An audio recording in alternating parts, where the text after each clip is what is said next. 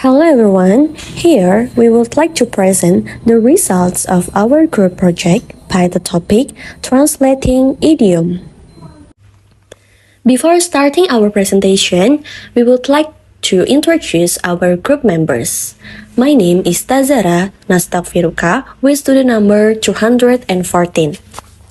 And my name is Umayyatus Soleha with student number 210. And my name Aisyah Putri Milanisti with student number 211. And here there are the list of contents. The first one there is definition, the second one there is background, the third one there is theory, theory's name, key ideas and contribution. Next one there is example and the last one there is references. Translating idioms is a nuanced process that requires balancing linguistic accuracy with cultural adaptation.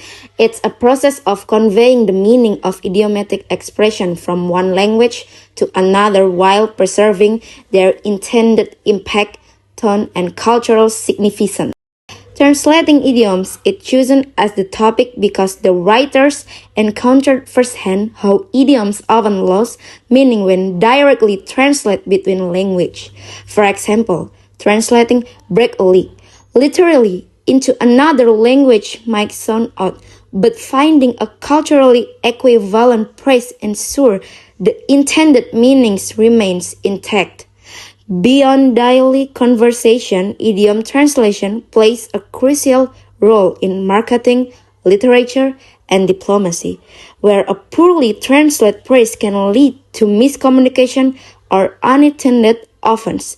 Through this presentation, we aim to explore how idioms carry cultural significance.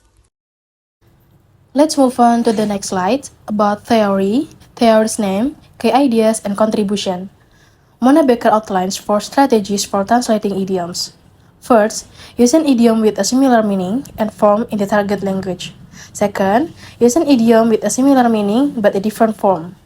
Third, paraphrase, which is to convey the meaning of an idiom with ordinary expression. Fourth, omission, when an idiom is difficult to translate or is not important in context. Mona Baker emphasized that idioms are culture-specific, so translators need creative solutions to ensure that the meaning is still effectively conveyed. Now let's move to another important context where idioms are often used as advertisements and product branding. For example, KFC's slogan, "Finger licking good," is idiomatic. It describes how delicious the food is, so good that people lick their fingers. However, translating this literally into another language may sound strange or even inappropriate. That's why translators use strategies like paraphrasing or cultural substitution to convey the same meaning. For instance, in some markets, the slogan was adapted into a phrase that means "so delicious you won't want to stop eating."